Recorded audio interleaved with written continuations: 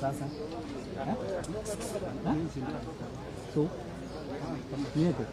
Nini weka hiyo bwana. Ama ngoja sema tupige kati tena. Huyu jamaa anapenda.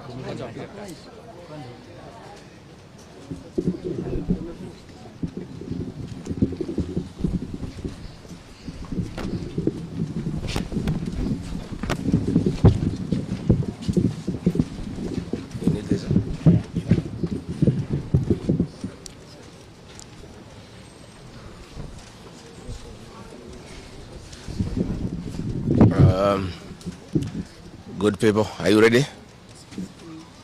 You are? Thank you very much. We are here at the current hospital.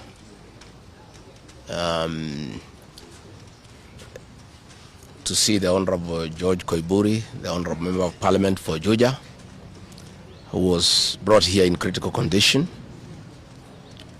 Last Friday, the Honorable George Koimburi had a function in his constituency in a place called Kachororo, and he had a serious engagement with his constituents. In fact, I had the opportunity to address those people through the phone. And after he left the ceremony, he was accosted by officers from the DCI who chased him, and he was able to escape using a motorbike with the help of the local constituents. His vehicle was impounded and his driver was arrested. That vehicle is still in the hands of the DCI. And on Sunday, when he was in church, immediately after the service, 2 undercover agents of a killer squad that has been put in place to deal with elected leaders who are not supportive of William Ruto abducted him in full glare of the church members, and in the process almost harmed his wife. It is not known where he was taken to, but after a serious search early this morning, he was found in a coffee plantation in Kipichoi, that is in the Githunguri constituency, badly beaten and in very serious condition. He was taken to a hospital for first aid and later brought here where he was admitted. And I've just seen him and I've talked to the doctors, and they have confirmed that the Honorable George Koimburi was tortured by professionals. He has serious soft tissue injuries. This is torture normally done by professionals. He has lost his voice, and the doctors are working round the clock to restore his vocal cords. And the Honorable Koimburi has been able to communicate through writing because he is not able to speak. That some chemical was administered through inhalation, and the doctors have told us that preliminary investigations confirm that that chemical has interfered with his vocal cords. The doctors have assured us they are doing everything within their power to make sure that he is out of danger. They have taken blood and urine samples to private laboratories, different ones, so that they can establish what could have happened in matters poisoning. You remember last weekend I said that a special squad had been set aside and now we have confirmation that President William Ruto, CS for Interior Kipchumba Murkomen, and the Deputy Inspector General, Mr. Eliud Langat, all from the Kalenjin community, have put up a squad to deal with leaders who are opposed to this regime. The Honorable Kipchumba Murkomen has sent a message to us through common friends that his appointment to the Ministry of Interior is to make sure that William Ruto is re-elected as president and to deal with anybody who can stop that objective. Officers from the National Police Service has confirmed to us that a special squad of 20 police officers from the Nandi sub-ethnic community are the ones behind the abduction of George Koimburi, and they are the ones that were deployed in Kakamega to target the Honorable John Methu and Karungo Athangwa. Specifically, there were about 300 police officers who were deployed in Kakamega, but 20 police officers from the Nandi sub-ethnic community under the direct command of the Deputy Inspector General, Eliud Langat, and reporting to Kipchumba Murkomen and William Ruto, had been assigned to harm the Senator for Nyandarua and the Senator for Kiambu because of their vocal stand against this regime. Let me say that I want to appeal to the international community to rescue this country. William Ruto has become a very vengeful dictator, and his activities are similar to the one by Dr. Dada and Mobutu Sese Seko. And the level of impunity in this country, if the international community does not come through for the people of Kenya, we are going to have not just killings, but maiming of elected leaders.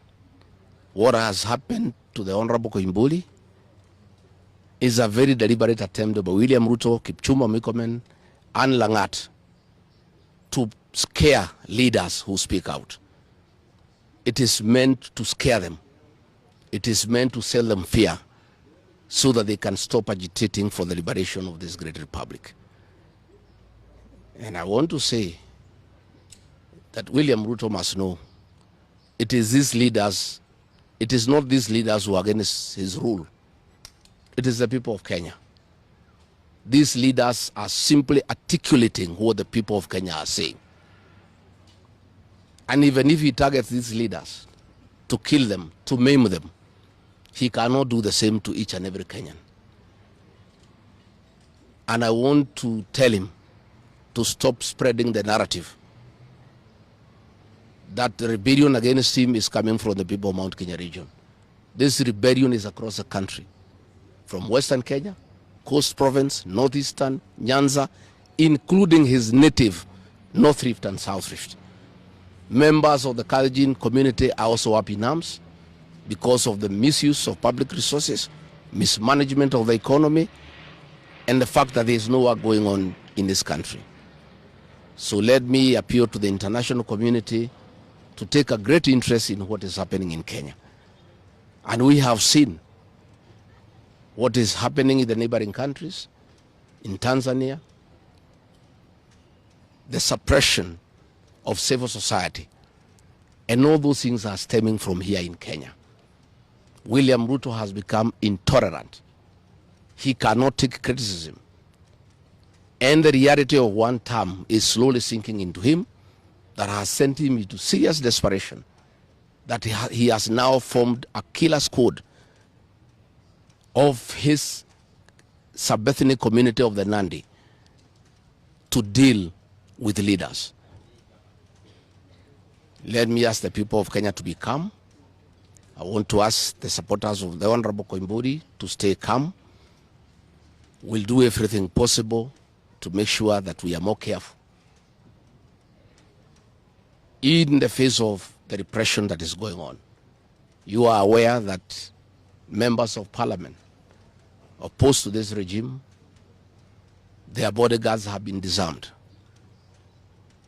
so that they stop going for meetings and feel vulnerable. But it is very clear why they have been disarmed is to allow members of that gang that has been formed by the president to abduct them and to threaten them. And if anything happens to these members of parliament, to any leader in this country opposed to William Ruto, the president will be held to account. And let me tell William Ruto, people of Kenya cannot elect you by force. They elected you on their own free will. You are a popular leader 3 years ago, and you messed yourself up through bad governance, one-man rule, theft of public resources, wanton corruption, and tribalism. You cannot blame any of us here for the situation you find yourself in. The one-term movement is unstoppable, and there is nothing the president can do. He can kill these leaders, he can abduct them, he can torture them, but he cannot do that to all the people of Kenya. So I want to urge members of parliament and senators and others not to give up. Nobody can die from morning to evening. You can only die once. And the tree of liberation will be watered by blood. The Honorable George Koimburi is a hero of the Kenyan people.